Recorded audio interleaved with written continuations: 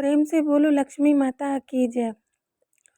दोस्तों, इस वीडियो में आज मैं आपको कार्तिक महात्म्य का अध्याय 11 का संपूर्ण वर्णन करने जा रही हूँ। आपसे निवेदन है कि वीडियो को लास्ट तक जरूर देखें। चलो शुरू करते हैं कार्तिक महात्म्य का अध्याय 11। लेकिन आगे बढ़ने से पहले आपसे एक छोटा सा निवेदन है कि चैनल को सब्सक्राइब जरूर कर लीजिएगा। एक समय नारद जी श्री व्यास जी से पूछने लगे कि हे व्यास जी, गृहस्थ आश्रम सब आश्रमों से उत्तम क्यों माना गया है? तब व्यास जी ने कहा, जैसे सब नदियां समुद्र में आश्रय पाती हैं और सब जीव माता का आश्रय पाकर ही जीवित रहते हैं। यह 6 प्रकार के भिक्षुक, ब्रह्मचारी, सन्यासी, विद्यार्थी, गुरु पूजक, यात्री, जीविका रहित ये सब गृहस्थों का ही आश्रय पाते हैं। और फिर व्यास जी बोले, हे नारद, अब तब अति पुण्य देने वाला एक पुरातन इतिहास सुनो। उत्तानपाद राज का पुत्र उत्तम था, जो बड़ा बलवान और मदिरा पीने वाला था। उसने बहुला नाम वाली स्त्री के साथ विवाह किया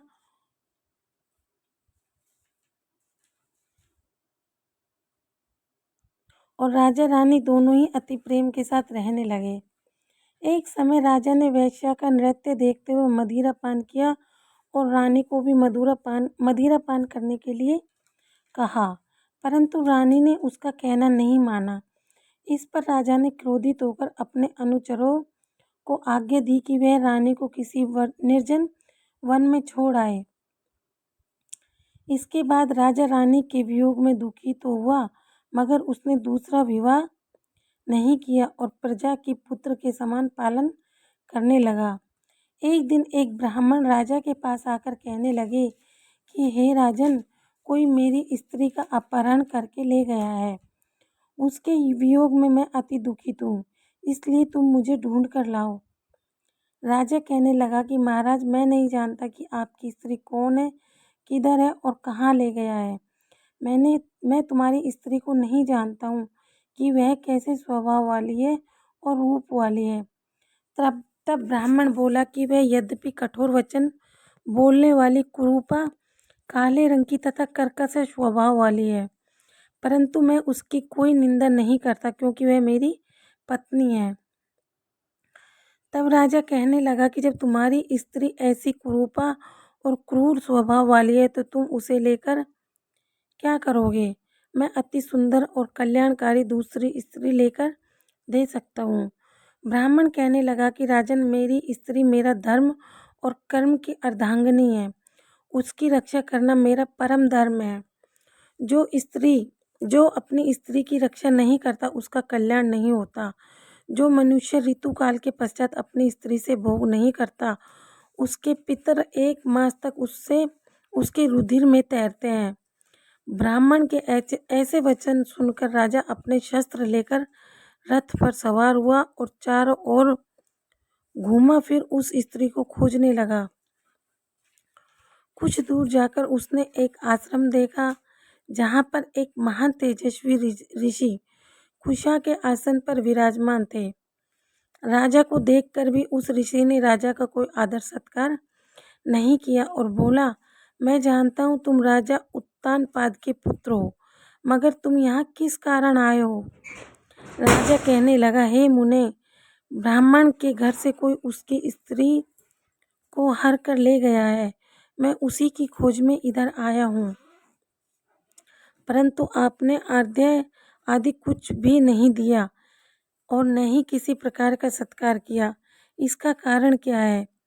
ऋषि ने उत्तर दिया, राजन, तुम अर्घ्य योग्य नहीं हो। तुम आदर योग्य नहीं होते हुए भी इस समय उसके पात्र नहीं हो, क्योंकि तुमने अपने निरपराध स्त्री को वन में त्याग दिया है। जहाँ स्त्री का यह धर्म है कि वह तन मन से अपने पति की सेवा करे तथा उसकी आज्ञा का पालन करे, वहाँ पुरुष का भी यह धर्म है कि वह अपनी स्त्री का यथाचित सम्मान करे। जिस घर में स्त्रियों का मान होता है, वहाँ पर देवताओं का वास होता है।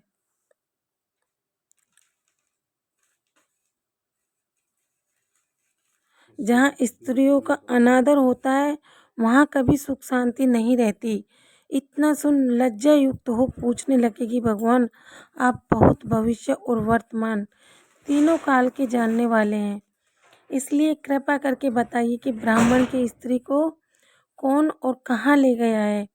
ऋषि कहने लगे कि राजन, अदिति का पुत्र बालक नामक राक्षस उस ब्राह्मणी को उत्पलावर्त वन में हर कर ले गया है।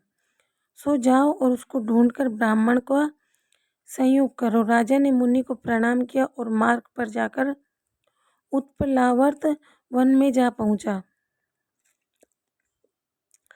वहां जाकर देखा कि जैसा ब्राह्मण ने बताया था वैसा ही रंग रूप देखकर राजा ने उसे पहचान लिया और कहा कि हे कल्याणकारी, तुम कौन हो? और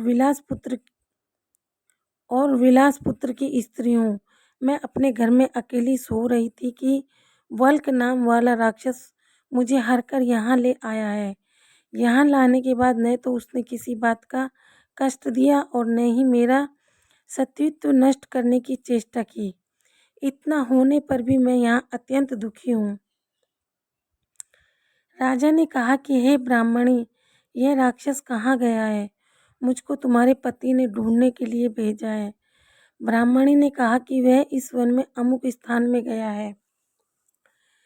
तब राजा ने ब्राह्मणी के बताए हुए स्थान पर जाकर राजा को देखा। राजा को देखकर वह राक्षस उसके पैरों पर गिर पड़ा और कहने लगा कि राजन, मुझे क्या आज्ञा है? राजा ने कहा, हे निशाचर, तू इस ब्राह्मणी को क्यों लाया है? राक्षस कहने लगा कि राजन, इस ब्राह्मणी का पति राक्षसों को मारने का मंत्र जानता है। अतः जब हम यंत्र का अन्न ग्रहण करने के लिए जाते हैं तो वह हमको वहां से भगा देता है, क्योंकि सब यज्ञों का वही आचार्य बनता है।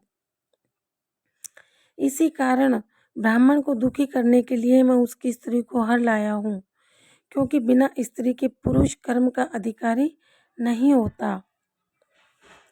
यह सुनकर राजा ने विचार किया कि यह राक्षस भी हमारी ही निंदा करता है। मुनि ने भी हमको आदर योग्य नहीं समझा। राजा अपने में से ऐसा विचार ही रहा था कि राक्षस कहने लगा कि राजन, मैं आपकी प्रत्येक आज्ञा का पालन करूंगा। इतना कह हाथ जोड़कर खड़ा हो गया। राजा ने कहा कि हे निशाचर, तुम इस ब्राह्मणी को इसके घर छोड़ आओ और जब हम यज्ञ करें तब हमारे पास आ जाना। राजा की आज्ञा पाते ही वह राक्षस उस ब्राह्मणी को उसके घर छोड़ने चला गया। तब राजा सोचने लगा कि मैंने अपनी निर्दोष स्त्री को घर से निकाल दिया। अब ऐसा कौन सा पुण्य करूं जिससे यह पाप दूर हो जाए। तब राजा पुनः उसी मुनि के पास गया और उसने अपना कर्तव्य पूछा। मुनि ने कहा, हे राजन, तुम्हारी स्त्री को शतपात नाम के नाग ने वन में घूमते देखा तो वह उसको पाताल लोक में ले गया। उस नाम की नंदा नाम वाली एक कन्या है, उसने अपने घर में उसे छिपा रखा है। यह सुन राजा ने अपने घर आया और ब्राह्मण को स्त्री सहित अपने घर में देखकर बहुत प्रसन्न हुआ। उसके बाद राजा ने बालक नामक राक्षस को यद किया और वहां से तुरंत ही राजा के पास आकर उपस्थित हो गया। बालक को देख राजा ने उसे पाताल लोक में अपनी स्त्री को लाने को कहा।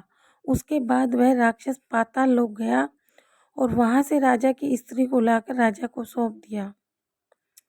इसके बाद राजा और रानी प्रेम से रहने लगे।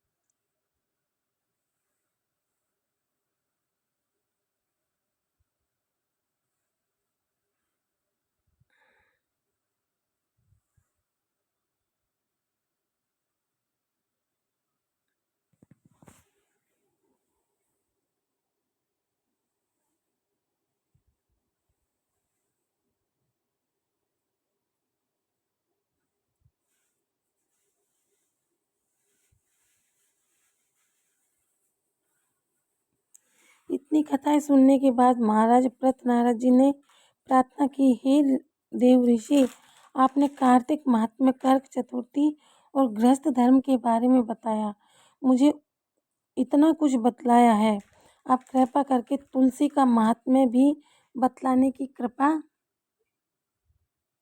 दीजिए। नारद जी बोले, हे राजा पृथ, प्राचीन काल में सहस्त्रादि क्षेत्र के कर्वरीपुर में अत्यंत ज्ञानी, धर्मात्मा तथा ओम नमो भगवते वासुदेवा मंत्र का जाप करने वाला धर्मदत्त नामक एक ब्राह्मण रहता था। वह अतिथियों का आदर सत्कार भी खूब करता था। एक दिन प्रातःकाल एक प्रहर रात्रि शेष रहने पर वह ब्राह्मण पूजा की सामग्री लेकर भगवान के मंदिर को जा रहा था कि इतने में उसने सामने से आती हुई एक अत्यंत भयंकर राक्षसी को देखा। आगे को निकले हुए टेढ़े मेढ़े और बड़े बड़े दांत, लाल बिल्कुल नग्न लकड़ी के समान सूखा शरीर तथा मुख से दूर दूर शब्द निकल रहा था। ऐसी भयंकर राक्षसी को देखकर भयभीत धर्मदत्त ने अपने हाथ का तुलसी मिश्रित जल उस पर फेंक दिया।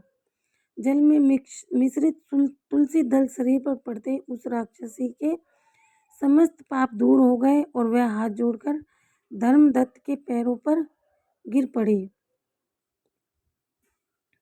धर्मदत्त ने पूछा कि तुम कौन हो और फिर इस किस पाप के कारण तुम इस दशा को प्राप्त हुई। अपने पापों से मुक्त हो चुकी राक्षसी कहने लगी, सौराष्ट्र देश में भिक्षु नामक ब्राह्मणी की पत्नी थी। मेरा नाम कलहा था। मैं न तो अपने पति से मीठे वचन बोलती थी, न ही अच्छा भोजन फल खाने को देती थी। इस व्यवहार से दुखी होकर जब मेरे पति ने दूसरा विवाह करने का निश्चय किया तो क्रोध में आकर मैंने विष खाकर अपना शरीर त्याग दिया।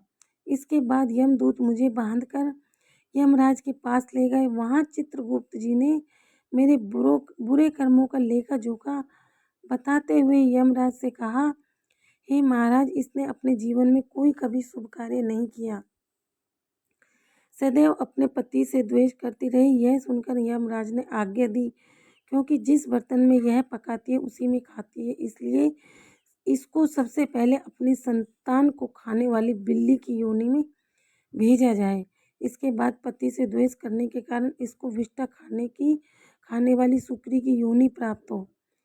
तदंतर क्योंकि इसने आत्महत्या की है, इसलिए यह प्रेत योनि में जाए। सो महाराज, मैं 500 वर्ष से इसी योनि में फिर रही हूँ।